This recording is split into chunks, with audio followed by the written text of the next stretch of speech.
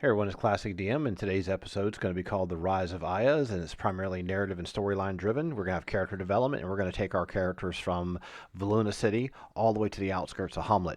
So while you're listening to that kind of broadcast, which is like hearing a books on tape or an audible kind of story that I've written ahead of time that kind of fleshes out the character's personality, start establishing some relationships of them, at the very end of the video, we'll have the whole map of the Hommlet itself, and you'll get to decide what the plan of attack is for the party. So we don't know what's going to happen.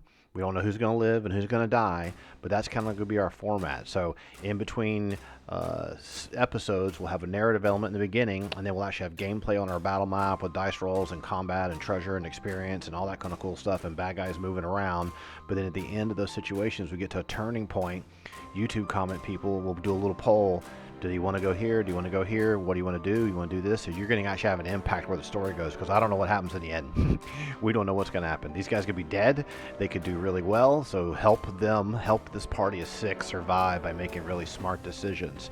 So the first thing we need to do is we need to establish a story. So I've written a backstory with characters and dialogue and everything else. And I'm not a voice actor, so you're not going to hear any critical role type stuff from me.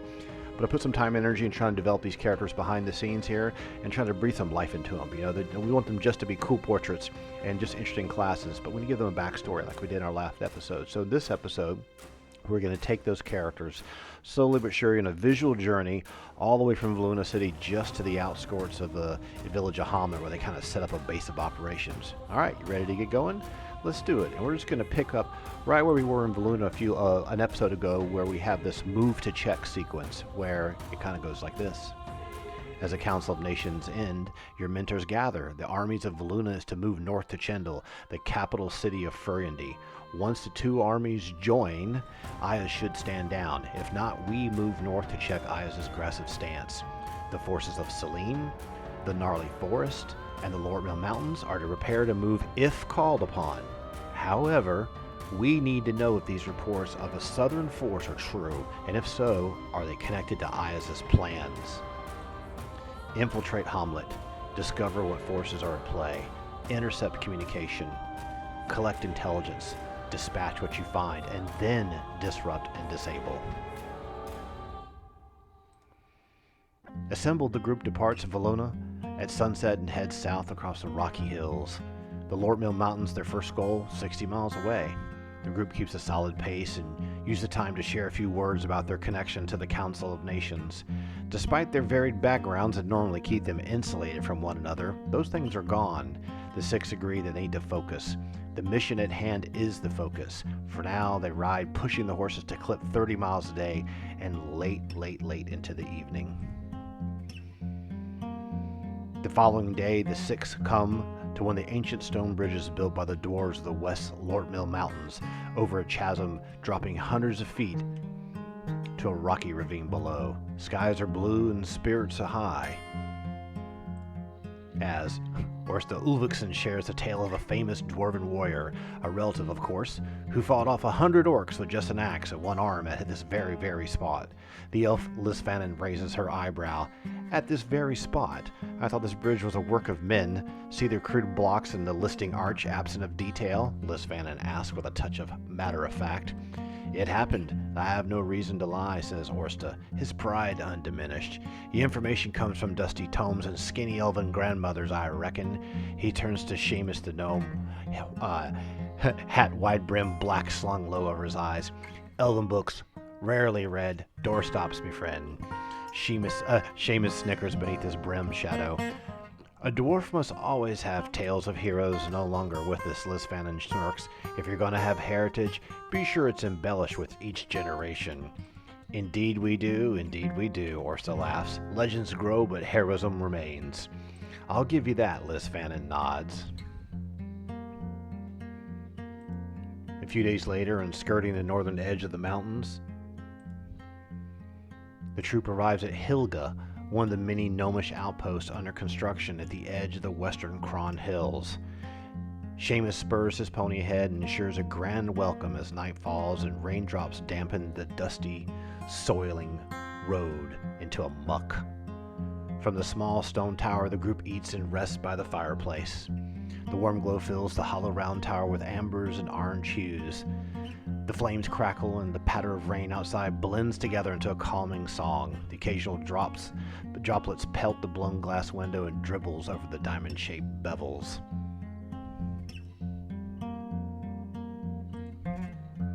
"These are your people, no? I've watched this outpost grow over the last 2 seasons from the mountain peak," asked Rhea Indir, the young monk from a hidden lake in the center of the Lorville Mountains. Her green eyes gleam with the firelight, but never follow the flames. Seamus plops down on the pillows. "I wouldn't say my people. I don't dig in the mud and stack blocks. It's not, well, profitable."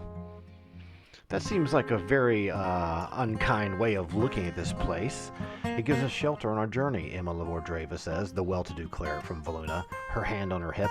She crosses her arms, unimpressed, and looks down at the gnome as he yawns openly. "Emma, my favorite bard used to say, 'What do you mean I ain't kind? Just not your kind.'" "Very funny," she shakes her head. "I'm getting some sleep after prayer. Do you wish to come along, Rhea?" "Profit? Why profit? Do you only want money?" Rhea asked, her train of thought a few steps behind the verbal fencing. Seamus looks up at the young monk. "I like you, kid. In another life you'd be a great farmer." His $1,000,000 gold piece smiles, beams across his face. "I am. Only a hunter kills to survive," Rhea says. "You do not look like a farmer." "Me? Not a plow to be had, lass," Seamus proclaims. "Kid, I'm an opportunist. Get me?" A master from my village wrote, "In the midst of chaos, there is always opportunity." Rhea's eyes stare at the lazy gnome. She thinks back to a memory of a lesson by the mountain lake as a child, her mind wandering. "Hey, I like that. In the midst of chaos. Yeah, very slick." "Well, what is slick?" Inventive, sly, smart, like me." "I am not smart," Rhea says. "You are smart. I will protect you then. You are small." "Huh?" "I sleep now, and I will ride near you tomorrow." Rhea turns and walks away. Seamus leans back. Confusion darts across his face as his mind flips to the meaning, or was it double meaning, or genius? He shakes his head and rolls on his side and closes his eyes.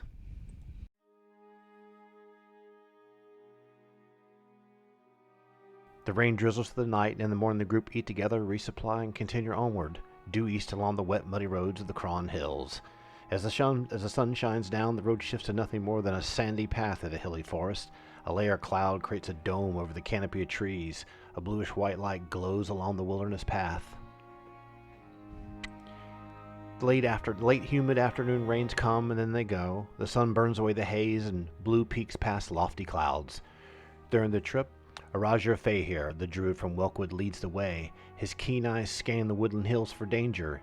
He lifts his hand some 50 yards ahead. The group turns their horses to cover on the trail's edge and wait. After a few moments, he signals for the group to come right up alongside him.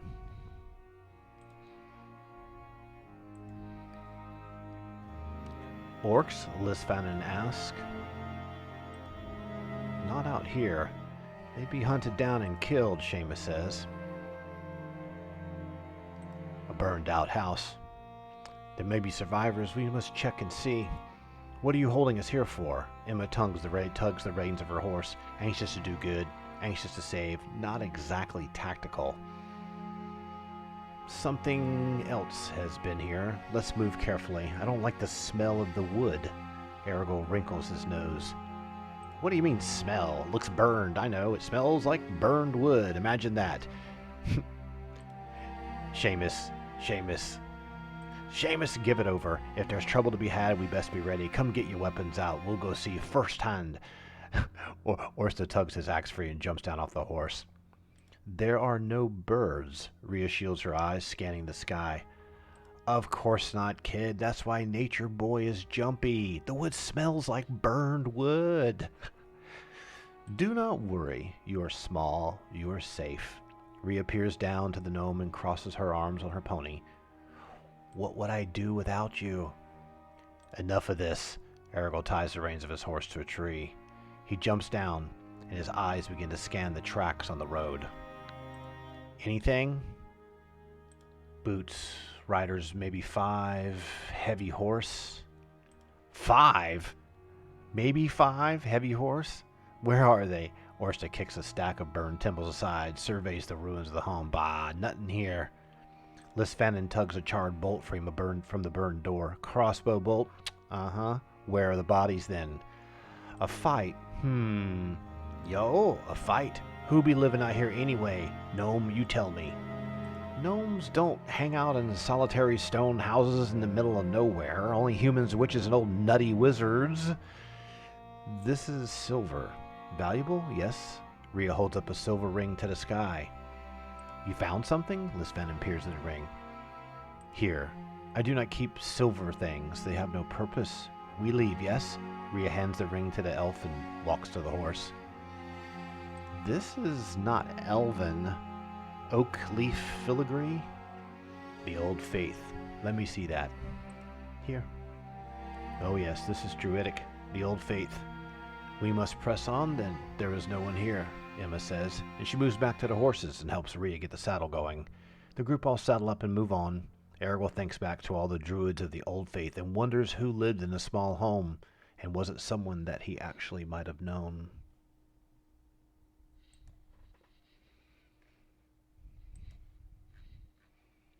A day later, the group moves past Pine Hills, the overgrown trail barely visible. Minds wander to thoughts about their mission. Seamus trots up alongside Lisfannon, with a little bit of an attitude as usual. He comes to her, looks her in the eye, and he says, You know, I've been thinking. I shall alert the gods. No, seriously, hear me out.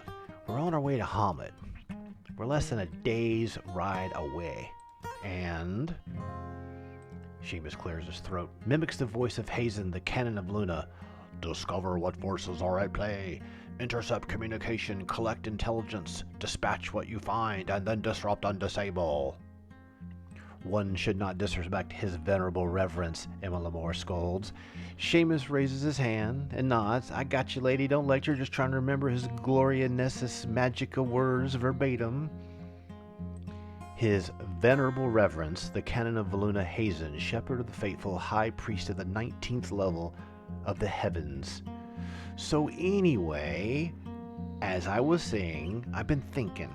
Seamus looks back to the elf. So we're getting close, and if Hommlet is, well, how do we say, obliterated? Then what? We must inform the Council of Nations via dispatch to Selene. My people have riders from Instad throughout this entire area. In fact, across the whole realm. You mean spies? No, rangers. Errol trops up and joins the discussion. What's the concern? If Iuz has allies forming in the south, we do not merely confirm and go home. Disable, Rhea says. This I can do.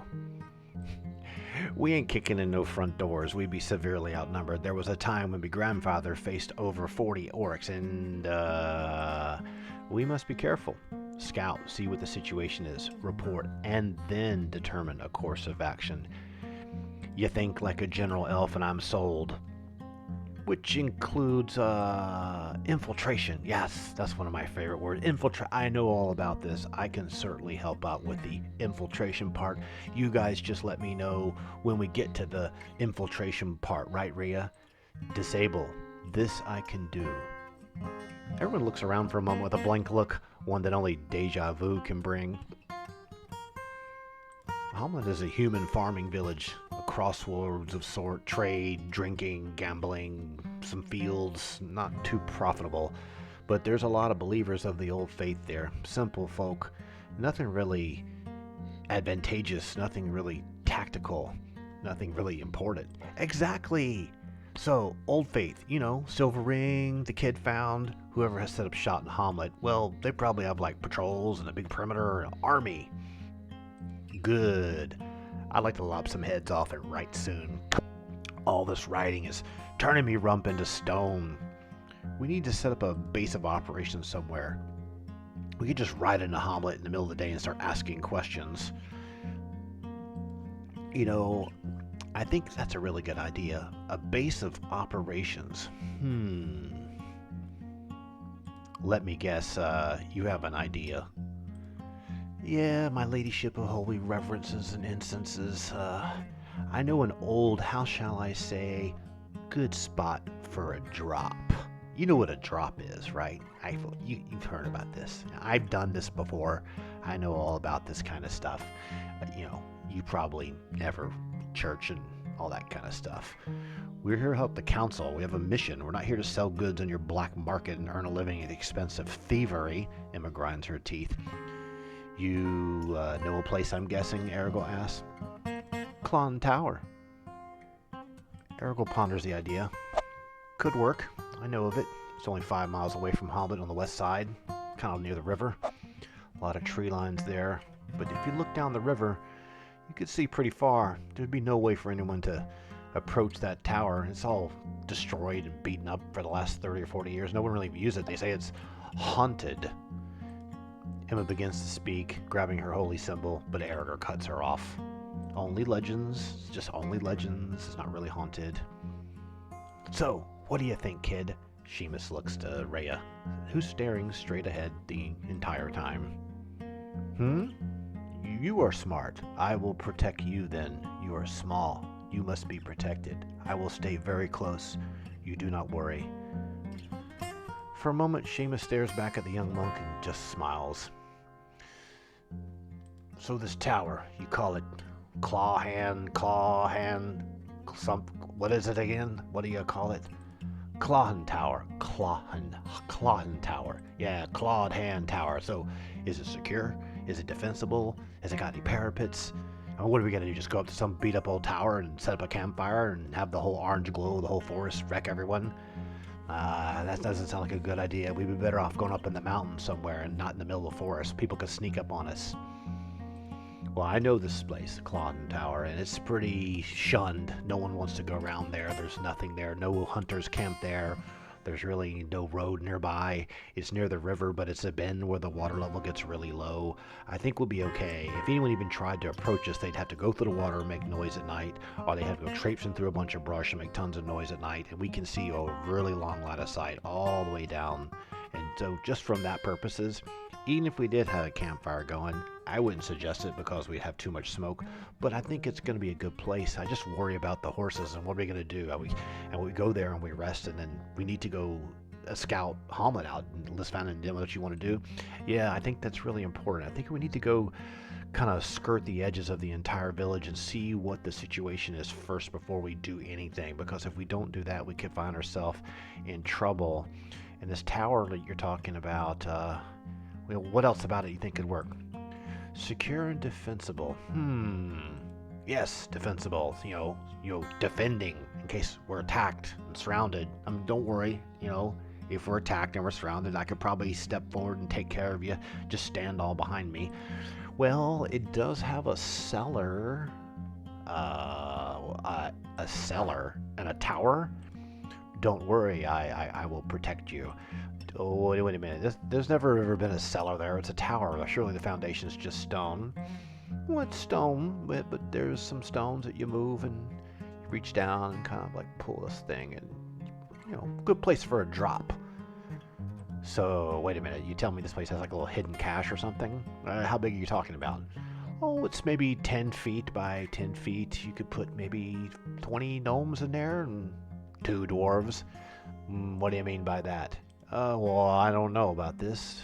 I don't want to get stuck in the bottom of some cellar and sealed in by some haunted undead. That doesn't sound like a good idea, especially hanging out with you when you don't even know if you'll be there in the following morning. Oh, don't worry, I'm here to help. I'm just giving you a hard time.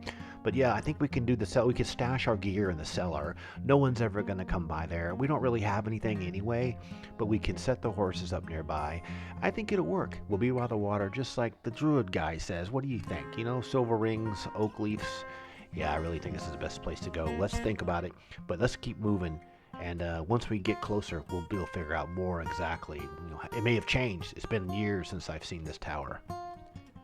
There's silence and minds race. Let's make our way there. And like you say, we'll rest and scout Hommlet at night, but I think we should do it on foot. Yeah, I agree completely, because if we do it on foot, we're not going to make any noise. No one's going to see us. There'll be no torches. Kind of like infiltration. Yeah, I guess I like infiltration, whatever you want to call it. So, okay. Well, We'll need to get some rest first. We've been riding for almost a week now. It's been pretty tired. We're gonna need to get some rest. Maybe after midnight. I don't even know if there's gonna be a full moon or not. The moon comes every month. Yeah, but the moon tonight's going to be kind of covered with clouds. I mean, just look at the sky. It's not really going to be that visible.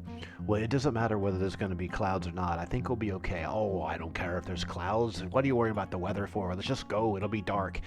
Infiltration. Listen. You can't just go slinking around thinking that you're going to find out some secrets and peek around at a whole village full of bad barbarians with red hair dye or whatever they're called. Do not worry, I will protect you. You are small. Yeah, that's great. I guess that makes it okay. So we're gonna be fine. I'm protected because, I'm small and all that.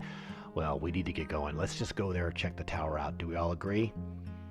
Well, yeah. And then we'll go case the joint. Once we case Hommlet and see what's going on with it, then we can come back to the tower and figure out whether we're gonna do this or not.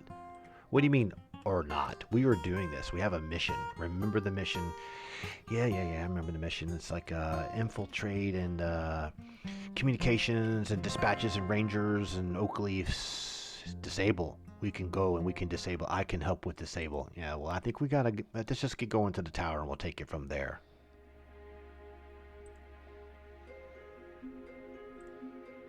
A few hours later, the six arrive at the lone ruins of a square tower. After tethering the horses, they sort their gear in the hidden cellar below. Grab a few hours of sleep before heading downstream. Under the cover of darkness, the six cut across the country, over the hills, past cypress trees lining a main road. Fireflies twinkle in and out as the group stays hunkered and low. They're alert, they're silent, they're ready. Seamus and Rhea move in lockstep, silent as the night, leading the way. The other four follow as quietly as they can. The group darts across the main road, looking left and looking right, making sure no riders or patrols are near. No ruts from carts, but hundreds of hoof prints from unshod horses. As the six moves to the edge of the village, a lingering mist drifts across the hills, a cold, damp mist gliding like ghostly smoke. Soon they reach the edge of a farm. The edge of Hommlet's a mere 100 yards away. Now is the time to check the perimeter.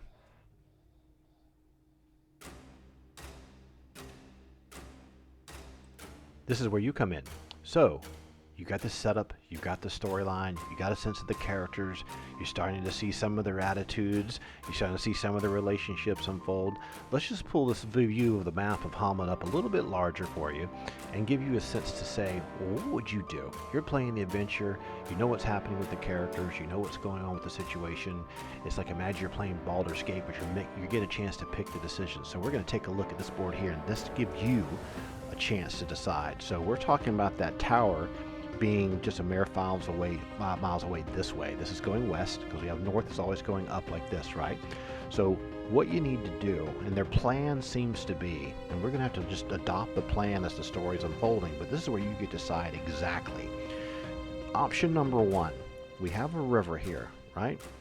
Option number one, they can skirt along the edge of the river, and the plan would be you skirt along the edge of the river, maybe check out this house, maybe go through here.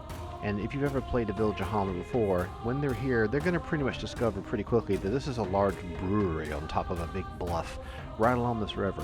When you get along here, you're going to have to deal with all the water line and the cliff and everything. But you've got the back of the end of the welcome winch happening here. So that's about what you'd be able to see. Now, you don't want to cheat. You don't need to know what this is and this is and this is, but you think about it from playing, right? So that's one option. The second option is they could come up here and sneak their way, because remember it's dark, it's pitch black, probably people are asleep, but we don't know if there's any guards happening. They're going to have to figure that out. So this is option one, and this is option two. Maybe kind of infiltrate and check out this brewery, maybe secure it, take out any bad guards, or whatever the situation may be, and then you'd be up high up and you could see the whole main road. That's option number two. Let's go up here to option number three. You could come up from the north. This is a road that leads up to Verbombonk, a funny name for a city that's maybe like 30 or 40 miles away. This is a main road, and these are big plateaus, and it steps down, and it goes down here, and this is a stone bridge. So if you wanted to come this way down the main road, you could see pretty far. I mean, each one of these squares is what? This is like 20, 30, 40, 60 feet. Each one of these squares is like 60 feet. So this is a 60 feet by 60 foot square to give you a sense. So you could come down here and you're kind of coming down the hill, but if you're zipping down this road and there's not a lot of cover out here, if there's any guards or anything patrolling up and down this road, they might spot you. But maybe you could dart around here and slide down the hill. So we're going to make option 3 is maybe kind of working your way here and organically determining what to do and where to go from there. Option number 4, you've got this set of trees happening here. You got these houses along this little water wheel, a little lake and a pond. Option number 3 could be, option number 4 could be kind of coming from this way. So we'll make this option number 4. Coming from this way and kind of secure and check out this area here. Think of this as a World War II operation in a way. Option 5 is a little strange because a lot of rappelling and climbing. You could try to work your way up this hill up here and get up to the top. You'd have a nice vantage point. Be sure you're not there early in the early hours of the morning because the sun would rise from the east and shadow you, but you could see pretty far. You could probably see the entire village from up there. It's a nice vantage point from the top. It gives you a sense of what's going on, but it is kind of far away. The distance from here and here to what you would call maybe the main town center, if baddies are controlling this area, you need to kind of know what's going on in this main town center, but this is an option. You could go here first and then maybe then pick one of the other options. Option number 6 would be going all the way around and maybe coming along this way, either in this open field or cutting through this wooded area here and using this main road. You run the risk of this long line of sight kind of revealing your movements. You'd have to move across this open field here. And, you're not going against Germans with machine guns or anything, but you don't have a lot of cover. But it would be another tactical option. That would be maybe option 6. We'll just call that coming in from the east side. And of course you have option 7, which could be work your way through the woods and just use this connecting woods. So we'll call that super stealthy number 7 forest road method. And I think lastly, we could probably give you another option, which is maybe just dart along the road and come check out this house and maybe kind of go a house to house situation. Because this is a village and you've heard that it's occupied, but maybe there's some people that still live there. When Germany occupied Paris, France, they didn't kill everyone. I mean, the people that live there, maybe these guys are using the people that live here to do work for them. We don't really know the story. But from these entry points, you'd be able to scout out what's happening. So let's give that option number 8. So with all those ideas in mind, think about the characters, think about how they're moving on, look at their character sheets, say to yourself, this band of level 1s, we don't even know what they're going to be up against. You got a couple of, hide in shadows, move silently types with the monk and the assassin. Then you got a cleric in heavy armor. You've got a dwarf in heavy armor. You got a druid who's only level 1. You got a magic user who's really, really limited on what she can do. How are you going to separate that out? But let's keep the group together. So that's one stipulation I want to make. Let's keep the group moving quietly together, and they'll move in different orders. Like the thieves and the hide in shadows folks will go first, and then they'll go second, kick in their front door or whatever.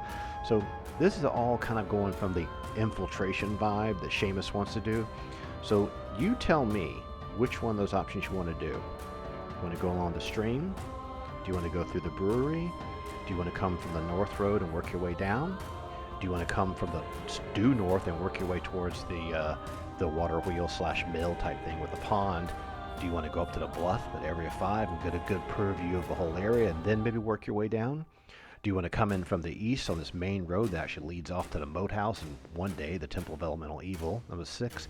Do you want to kind of weasel through the woods from the due south and just use the woods as cover in the shadow of night and work your way towards this area here, which some of you may know what that is from history? And on number 8, try not to cheat if you can. And on number 8 might just dart up to this first house and just start house to housing your way through the entire adventure. So that's 8 really good, viable tactical options to think of. So leave a comment. You can say, I like option 8, but you can't say, I like option 6, but then do option 4, but I wouldn't do option 8. Don't leave it like that. You're going to have to pick one. You can only pick one, because then we're going to play it. We're going to get in there with the maps, we're going to roll the dice, we're going to figure out who goes first. If there's any fighting, it's just going to happen. We're going to run all the characters together as a group, and then we get to another stopping point, decision point at the end of the next episode then you'll get to pick where we're going to go. And pay attention closely, because I may or may not release these things in a super fast fashion. So if you're not leaving comments, I'll roll the dice to make decisions. So you can at least see 2 years from now, if you weren't there when the video was made, you can see how the decisions actually happen. So it's an experiment. We'll see how it goes. If you have any suggestions and feedback, if you like this kind of stuff, let me know. I'd love to hear your feedback. I enjoy creating these kinds of things. I think it makes it more fun. And if you don't get a chance to play AD&D anymore, or don't have a good group to play with, it's also a fun way to kind of like live vicariously through what we're trying to do here as a group. All right, well, hope you have fun, and we'll talk to you later. We'll see you in the next episode, which will be episode 7, and we'll call it Infiltration, to keep it in tune with the attitude of some of our characters. Take care and have a great night. We'll talk to you real soon.